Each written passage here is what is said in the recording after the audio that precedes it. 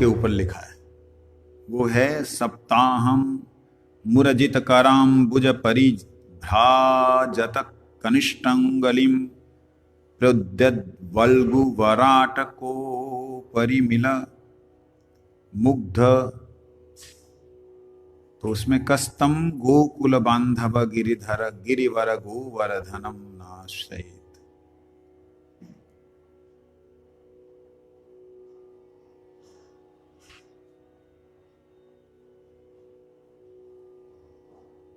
तो गिरिराज गोवर्धन में रहने की इच्छा होना, यहां तक कि एक जगह आया है, ब्रज तज मैं बैकुंठ ना जाऊं। कल भी ये बात बीच में आई थी कि ब्रज को छोड़ करके हम बैकुंठ भी नहीं जाना चाहते। कल आई थी, आज आई थी सुबह कीर्तन में, कल आज ना। ब्रज को मतलब गोवर्धन जहां नहीं है, जहां यमुना नहीं है, सूरदास जी महाराज कहते मैं वहां नहीं जाना चाहता। क्यों नहीं जाना चाहता? जहां गिरिराज नहीं है, जहां यमुना नहीं है, वहां राधा रानी भी नहीं है। क्योंकि गोलोक धाम में गिरिराज जी हैं, गोलोक धाम से इस धरातल पे आए। यमुना गोलोक धाम से सीधा आई सूर्य के माध्यम से। तो इसलिए जो गौड़ीय वैष्णव हैं, उनके लिए सर्वश्रेष्ठ अगर कोई स्थान है तो वो है श्री गिरिराज गोवर्धन। उसमें निवास का भाव, उसमें रहने का भाव अंतरात्मा में होना चाहिए। अगर गोवर्धन वास का भाव नहीं है तो ये समझ लेना कि आपको भगवान के गोलोक धाम जाने की कोई इच्छा नहीं है। बड़ा क्लियर है। तो फिर तो यहां बड़ी बड़ी बिल्डिंगें बन जाएंगी, जैसे वृंदावन दीजो बास, वृंदावन दीजो बास। अब तो वन तो रहा ही नहीं। वृंदा देवी बेचारी चिंता करती होगी कि मैं अब कहाँ, ठाकुर जी को बड़ा सुंदर एक पद है, तरुवर की छैया जित पाऊं कृष्ण कन्हैया, क्या है, कित जाऊं छोटी गैया मैं भूली गैया तेरी, उसके अंदर है कि अब वो तरुवर नहीं मिल रहा है, वो छाया नहीं मिल रही है, मैं कहाँ जाऊं जो कृष्ण को प्राप्त करूं। तो गिरिराज गोवर्धन एक ऐसा कृपामय भगवान का रूप है कि आप किधर से भी जाके उनको प्यार कर सकते हो। बंदर, कौआ, पशु पक्षी सारे के सारे उनसे लिपटे रहते हैं, है ना। सत्यव्रत मुनि जी गिरिराज जी से सारे लिपटे रहते। आप कभी लिपटे तो कैसे चलेगा? नहीं लिपटे कोई बात नहीं, हम कहें हमारा अधिकार नहीं, तो लोटे, लिपट नहीं सकते, लौट तो सकते चरणों में। कैसे लौटेंगे? गिरिराज जी की परिक्रमा मार्ग है, लाखों लाखों लोग, करोड़ों करोड़ों लोग हर साल आते हैं। उनके उस रोड पे जो रज है, उस रज को हृदय में धारण करो। जो गंदा मन हो चुका है वो पवित्र हो। अगर आपको ऐसे लगे वहां तो बड़े उल्टे सीधे लोग होते हैं, तो निश्चित रूप से जानना कि आप गोवर्धन में आए ही नहीं, क्योंकि आपने लोगों के बाहरिक व्यवहार को देखा। संत जो हैं वो हैं जो गिरिराज जी में आए हुए लोगों के, जो लोग तो जैसे असुर वृत्ति के लोग हैं, अगर ऐसे कुछ लोग आते हैं तब भी उनकी सुकृति होती है, उनकी भक्ति की क्रिया बनती है। लेकिन संत जन किन्हें देखते हैं? संत जन देखते हैं जो परिक्रमा की भावना से आए हैं। परिक्रमा की भावना से आए, मेरे गिरिराज जी की परिक्रमा कर रहे, मेरा कितना सौभाग्य, उनके चरणों की रज मिल रही। समझे नहीं? तो गिरिराज जी में भगवान जी की वो लीला हुई है जो लीला कहीं भी नहीं हुई। कैसे हुई, कैसे प्रकट हुए गिरिराज जी? गोलोक धाम में जब श्री राधा रानी कृष्ण के वामंग से प्रकट हुई है। वामंग का मतलब, लेफ्ट साइड का मतलब हृदय के हिस्से, हृदय वाले पार्ट से भगवान के जब प्रकट हुई, मतलब चिद भगवान है, आनंद राधा रानी। जब चिद को आनंद मिला, ज्ञान को आनंद मिला, जब ज्ञान को आनंद ज्ञान में से निकला, तब वो राधा रानी का रूप प्रकट हुआ। राधा रानी ने प्रकट होते ही कृष्ण का दर्शन करते ही, हालांकि प्रकट और अप्रकट शब्द प्रयोग गोलोक में नहीं होता है, ये समझने वाली बात है, लेकिन मनुष्य का माथा ऐसा है कि उसको कल्पना ही नहीं कर सकता कि नित्य शब्द क्या होता है। जैसे सूर्य प्रकट हो रहा है, सूर्य नित्य है बट प्रकट हो रहा है, तो प्रकट हो रहा है मतलब पहले नहीं था सूरज, था पहले पश्चिम देशों में था, अब पूर्व के देशों में नजर आ रहा है। ऐसे गोलोक धाम में भगवान जब अंतर लीला में होते हैं, अपने अंदर ही लीला में रमण करते हैं, तब सारे ब्रह्मांड वैकुंठ इत्यादि भगवान के भीतर प्रवेश कर जाते हैं। कैसे ब्रह्मांड नहीं प्रवेश करते, ब्रह्मांड का कारण बीज जो है वो प्रवेश करता है।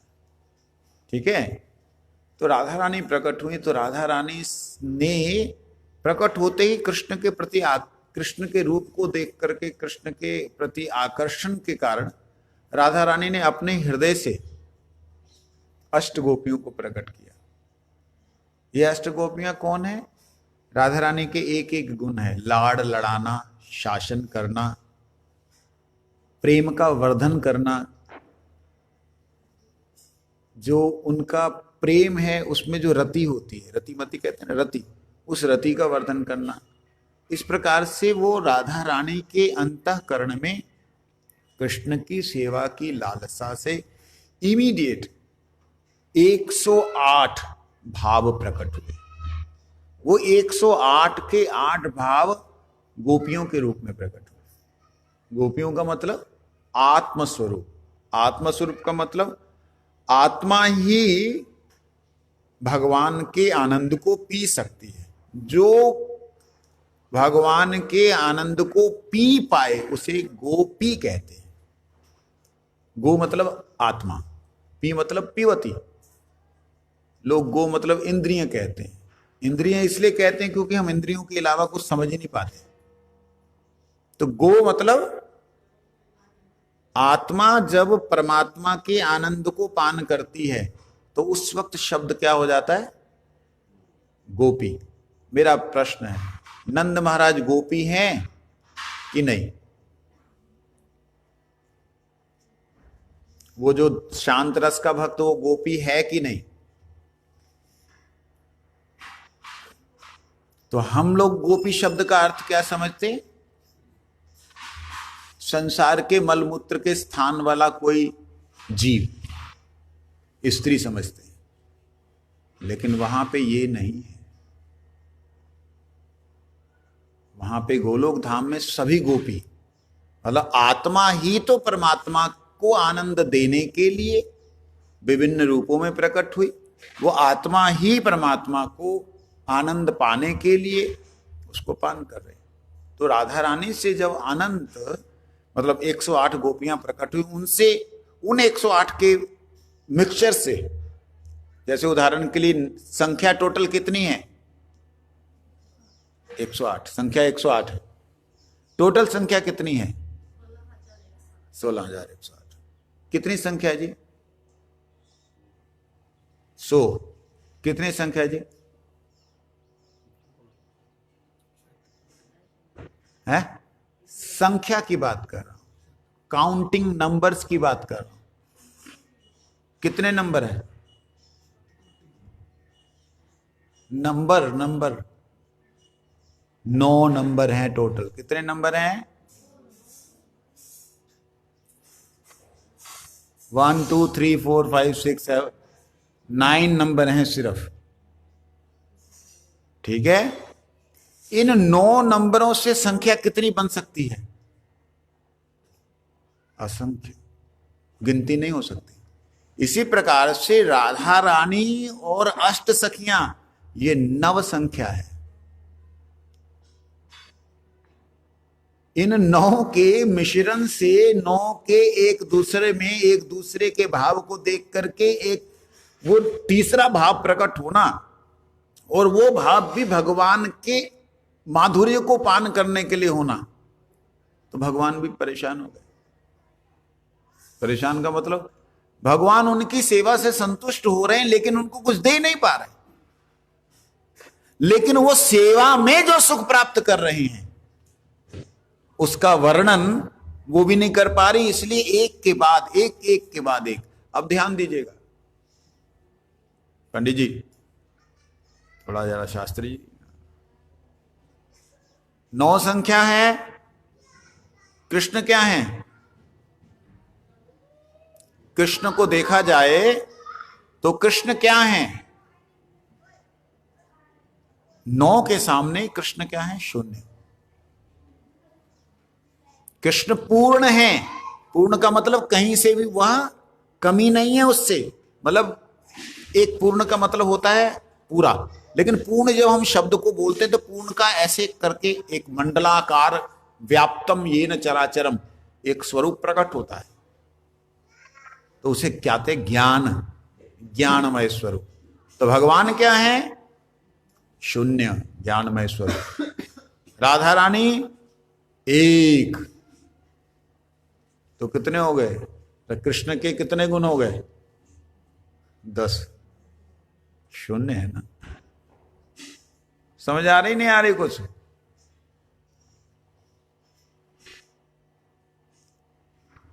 इसलिए थोड़ा सा ध्यान देंगे। कृष्ण ज्ञान होने के नाते ज्ञान शून्य है। क्यों शून्य है? ज्ञान का शून्य का कोई मूल्य है तब तक जब तक कि उसके साथ 1 ना लगे। क्यों जी? आगे लगे तो 10, पीछे लगे तो 1,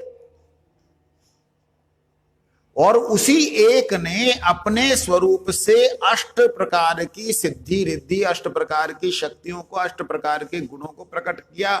उन 8 का और 1 9 का मिश्रण होते होते होते होते अनंत कृष्ण रस पान करने वाले आत्माओं का प्रादुर्भाव हुआ।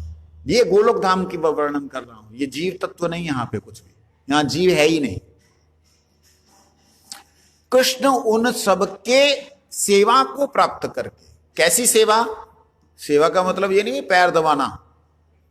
हम का हमारे सेवा का मतलब सिर्फ एक ही नजर आता है, कुछ खिला दिया पिला दिया, पैर दबा दिया।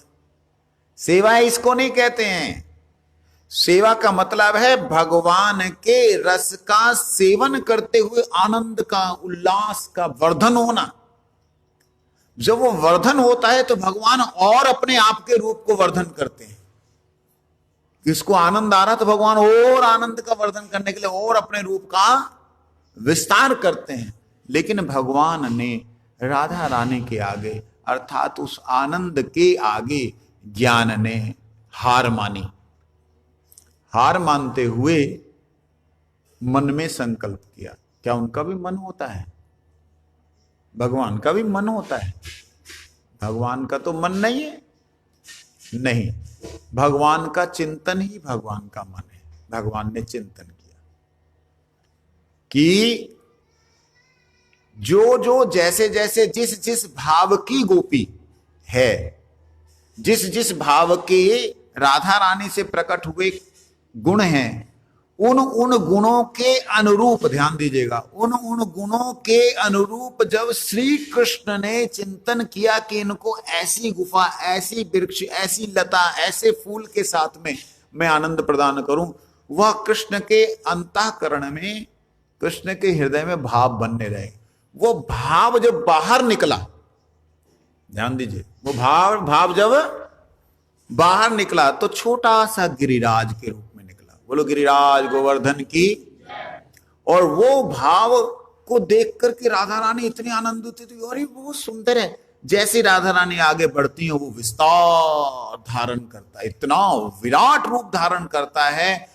कल्पना करके देखिए, जिस सूरज को आज हम सूरज समझ रहे हैं, जिस सूरज के आगे पृथ्वी करोड़ों अरबों गुना छोटी है, वो सूरज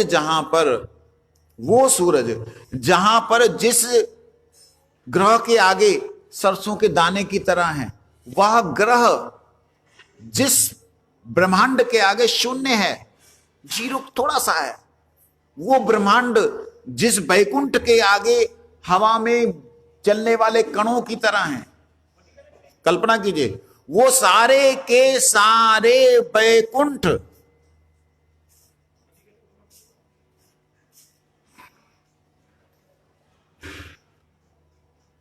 वो सारे के सारे बैकुंठ जो हैं, श्री राधे, वो बैकुंठों का जो प्रादुर्भाव है, वो जो गोलोक है, उस गोलोक का जो प्रादुर्भाव, गोलोक से प्रकट हुआ जो बैकुंठों का प्रादुर्भाव स्थान है, उसे कहते हैं गोलोक। क्या कहते हैं?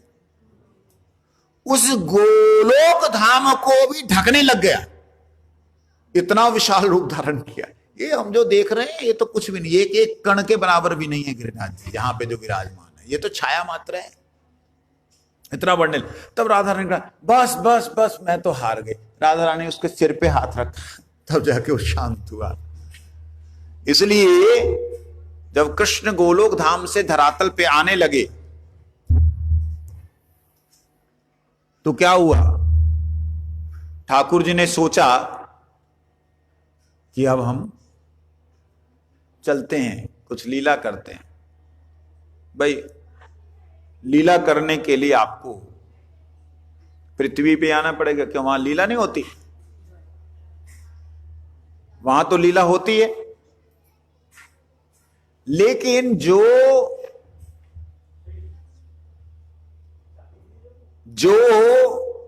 नाटक स्टेज के ऊपर होता है ना, वो घर में नहीं हो सकता।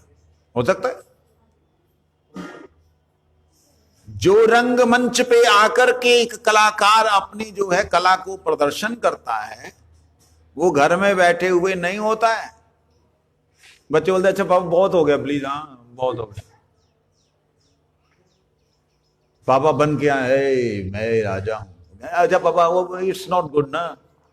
रंगमंच पे वही लोग देखते हैं, वाह क्या बात है। तो इसी प्रकार से भगवान का रंगमंच ये पृथ्वी, भगवान ने जब आने के लिए सोचा तो राधा रानी तो कहती मैं नहीं जाऊंगी।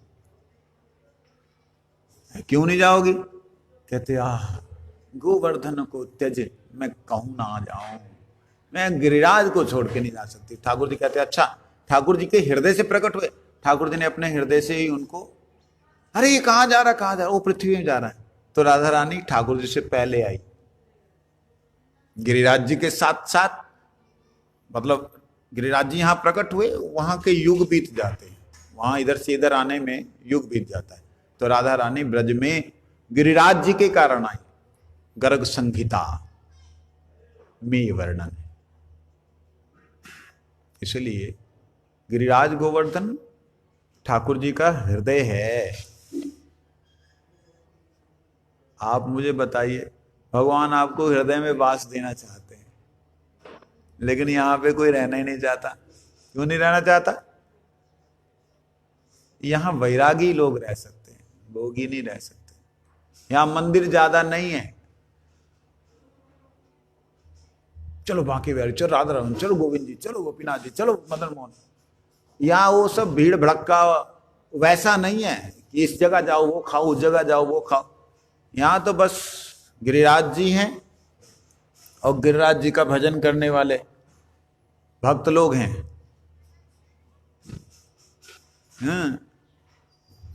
तो साधना जो है, साधन करने वाले, ध्यान दीजिए एक नई बात, अभी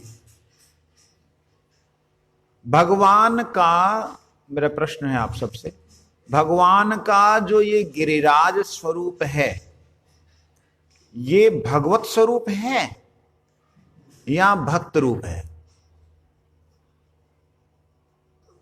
हाँ जी, दोनों। भगवान का ध्यान दीजिए, भगवान का गिरिराज जो स्वरूप है ये भक्त रूप भी नहीं है, भगवान रूप भी नहीं है। ये भक्तों का स्वरूप है। मतलब भगवान भक्त का भक्त बनने की लालसा से, भगवान अपने भक्त की भक्ति मतलब उनकी प्रसन्नता की लालसा से इस रूप में प्रकट हुए। ये दास, हरिदास वर्य इनको कहते, दासों में श्रेष्ठ हैं। भगवान का ये जो अंतःकरण है ना, हृदय जो है ना, वो अपने भक्तों को प्रसन्न करना चाहता है, संतुष्ट करना चाहता है, आनंद देना चाहता है। इसलिए भगवान भक्त की भक्ति, भक्त की प्रसन्नता, भक्ति मतलब, भक्ति मतलब तेरे को पूछ रहा हूं, आगे पीछे किसको देख रहा है? हाँ, क्या मतलब भक्ति? भक्ति का मतलब अभी बोला, प्रशंसा, प्रसन्नता। भक्ति जिसकी करते हैं उसे प्रसन्न होना चाहिए। अगर वो प्रसन्न नहीं है तो मतलब हमारी भक्ति पूरी बराबर नहीं है, समझे नहीं? तो भक्त को प्रसन्न करने के लिए भगवान ने जो स्वरूप धारण किया, तो क्या हुआ? वो भगवत स्वरूप हुआ ना, वो भक्त स्वरूप हुआ ना, वो तो भक्त के भक्त का रूप है। दास दास दासानो दास। तो इसीलिए गिरिराज जी इतने दयालु हैं कि यहां कोई पतित से पतित भी आ जाए उसका भी फल उसको दे ही देते। भक्त आ जाए, भक्त को अपना हृदय खोल के रख देते। तो ये बात है। इसलिए भगवान का ये स्वरूप गिरिराज जी ऐसा अद्भुत रूप है, भगवान होने के बावजूद भी भक्त की प्रसन्नता के लिए भक्त के भक्त बने हुए बैठे हैं। हाँ? कैसे? भक्त भी नहीं है, ठगत है, लेकिन परिक्रमा कर रहा है, चल पूरा कर दे, पूरा कर दे, तो रुचि हो जाएगी इसकी थोड़ी। जैसे कोई बदमाश बच्चा होता है ना अपना, बच्चे तो अच्छे बुरे दोनों होते, तरह के होते। बदमाश जो बच्चा होता है ना, वो जिद करता है कोई चीज की, अब जिद करता है, उसको ना पूरा करो इधर उधर तोड़े फोड़ेगा। अच्छा चले इसको दे दे, अच्छा अब तेरे को दे दिया ना, अब चुप होके बैठ जाए, ठीक है, थोड़ी देर चुप होके बैठ जाए। ऐसे ही यहाँ दुष्ट लोग, असुर लोग, पापी लोग, दुराचारी लोग आकर के जब कामना करते हैं तो गिरिराज जी चल दे देते हैं, कम से कम शांत तो हो जाएगा, मेरे को मानेगा तो सही। पति पत्नी जैसे आपस में नहीं वार्तालाप करते कि देखो आपको मानता है, आप उसको समझाओ, कहते अच्छा ठीक है मैं देखता हूँ। वो कहते तेरे को मानता है, तू समझा आप, अच्छा ठीक है मैं देखती हूँ। ऐसा होता है ना, आपस में अंडरस्टैंडिंग करते हैं। ऐसे ही ठाकुर जी की अंडरस्टैंडिंग है। दुष्ट हो तो भी गले लगाना, प्यार करना उसको, तो उसको लगता पापा मेरे हैं, मम्मी मेरी है। ऐसे ही भक्त जितने यहाँ पे दुष्ट आते ना, कहते हैं गिरिराज बाबा की जय, है कन्हैया के दे, उल्टी सीधे कन्हैया को गाली दे में। चोरी करते हैं, उचक चोरी उचक की जो भी यारी जो भी करते हैं, लेकिन गिरिराज को मानते हैं कि यही के कारण हमारो काम चल लो, समझे नहीं? तो इसलिए यह स्वरूप ऐसा है भगवान का, जो स्वरूप भक्तों की इच्छा को पूरी करता है। क्या करता है?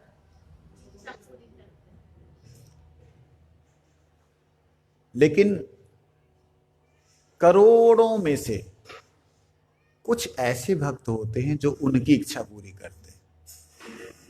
क्या क्या बोला मैंने? किनकी? करोड़ों में से कुछ ऐसे भक्त होते हैं, वो तो करोड़ों की इच्छा पूरी करते हैं, आओ जाओ ले जाओ ले जाओ। लेकिन करोड़ों में से कुछ ऐसे होते हैं जो उनकी इच्छा, उनकी क्या इच्छा है? उनकी इच्छा है श्री राधा रानी और गोपियों को संतुष्ट करना। उनकी इच्छा है जो उनके ग्वाल बाल सखा हैं उनको आनंद देना। यही तो गिरिराज जी की इच्छा है। कोई कोई ऐसा है जो उनको आनंद देने के लिए महामंत्र करता है, उनको आनंद देने के लिए राधा रानी का गुणगान करता है, उनको आनंद देने के लिए हरि कथा करता है। तो करोड़ों में कोई एक आधा होता है। हम तो उस लाइन में आते नहीं, पता ही नहीं संतुष्टि क्या है, भगवान की क्या है। लेकिन हाँ, कई बार उनकी ऐसी कृपा होती है जो कुछ सोचा नहीं होता, समझा नहीं होता, बोला नहीं होता, सुना नहीं होता है, वो सब हृदय से प्रकट होता है। वो उनकी ऐसी अद्भुत कृपा है, वो ऐसी करुणा है कि वो ये बताना चाह रहे हैं कि भाई ये तो बोला ही नहीं, इसको बोल। इसलिए गिरिराज जी का ये प्रार्थना जो दशक है, ये रघुनाथ दास गोस्वामी जी महाराज ने लिखा, उनके चरणों में वास मिले, ये आस रहे, तब जीवन सफल है।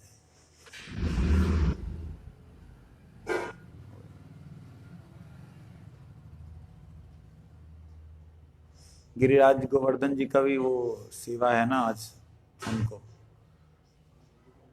तो श्लोक याद करेंगे सब लोग।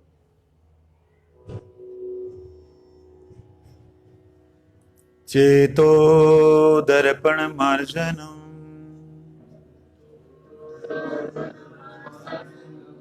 भव महादावाग्नि निर्वापणम श्रेय कैरव चंद्रिका वितरणम विद्यावधु जीवनम आनंदाम्बुधिवर्धनम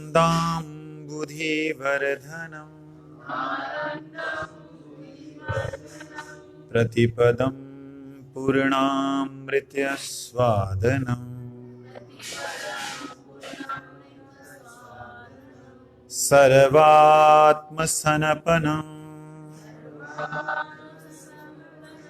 परम विजयते श्री कृष्ण संकीर्तनम।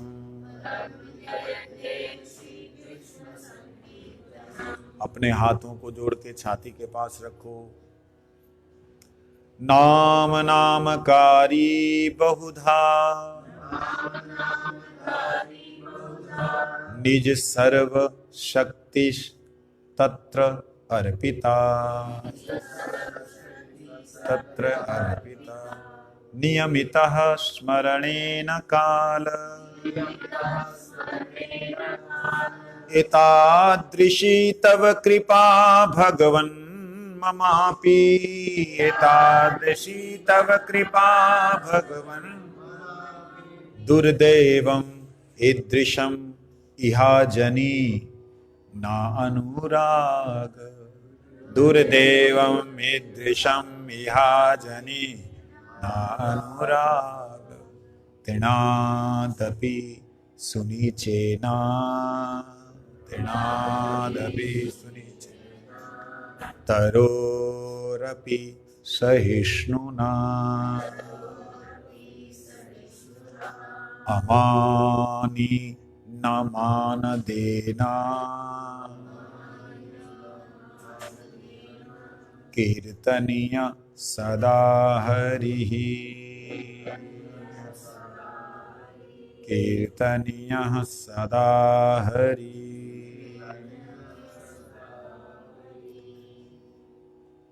तृणादपि सुनीचेन तरोरपि सहिष्णुना